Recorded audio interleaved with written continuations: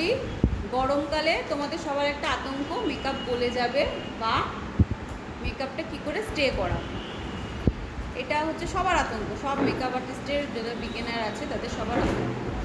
আচ্ছা, এই ক্ষেত্রে সব থেকে বেশি যেটা নজর দেবে, তোমাদের ক্লায়েন্টকে আগের থেকে তোমরা কনভিন্স করবে যে মেকআপটা হচ্ছে এমন একটা জিনিস যেটা হচ্ছে শুধু আমার দায়িত্ব নয়। মেকআপ ঠিক রাখা মানে শুধু মেকআপ আর্টিস্টের দায়িত্ব নয়, সেটাকে কোঅপারেট করতে হবে তোমাদেরও আমাদের সঙ্গে সহযোগিতা করতে হবে। না হলে একটা মেকআপ আমি নিজে কখনোই বেটার করতে পারবো না তুমি যদি আমাকে হেল্প না করো। তো সেই ক্ষেত্রে কী করবে, ফার্স্ট বলবে অন্তত একটা বিয়ের জন্য তোমাদের যখন বুকিং করে 3-4 মাস আগে বা 6 মাস আগে তো বুকিং করেই ব্রাইড, নিশ্চয়ই ক্লায়েন্ট তাই তো করে, ন্যাচারালি তাই করে। তো তোমরা ফার্স্টেই যেটা সাজেস্ট করবে সেটা হচ্ছে বলবে 3-4 মাস আগের থেকে অন্তত তার স্কিন প্রিপারেশনটা নেয়। পার মান্থে একটা করে ফেসিয়াল নেবে, তাছাড়া moisturiser, toner, facial, skin clean up যেটা হয় পার ডে রেগুলার যেভাবে মেনটেন করে skin, cleansing, toning, moisturising, protection এগুলো ইউজ করতে বলবে।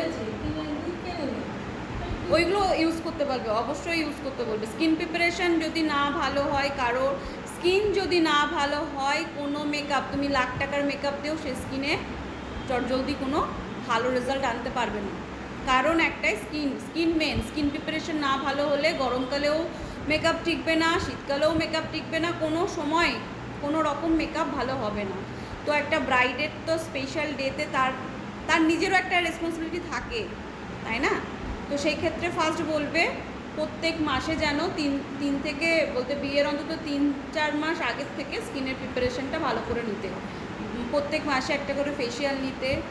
তারপরে হচ্ছে স্কিনে প্রত্যেক দিন ডেলি রুটিন যেটা থাকে, ডেলি কেয়ার যেটা থাকে সেটা করতে বলতে সিটিএমটা মাস্ট, তার সঙ্গে পিএলটা যোগ হবে, প্রোটেকশান অ্যান্ড লিপ বাম এগুলোও যোগ হবে। গেল। দেন হচ্ছে বিয়ের অন্তত, এই গরম যেটা পড়ছে, বিয়ের অন্তত 7 দিন আগের থেকে প্রত্যেক দিনে পারলে 2বার করে মুখে বরফ ম্যাসাজ করবে, বরফ দিয়ে। যদি কেউ ডাইরেক্ট বরফ না নিতে পারে, অনেকের অনেক রকম প্রবলেম থাকে, তো সেটা ভালো কটনের রুমাল বা টিস্যুতে দিয়ে ভালো করে মুখে সারামুখে রাব করবে।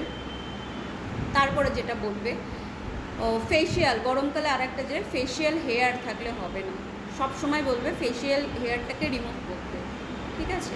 মুখের ট্যান যাতে না পড়ে, মুখের ট্যান থাকলে কিন্তু মেকআপ প্যাচি হবেই হবে, মেকআপ অক্সিডাইজ হবে, এটা হওয়ার চান্স থাকে বেশি গরমকালে, ঠিক আছে? তো এইগুলো মেনটেন করতেই হবে।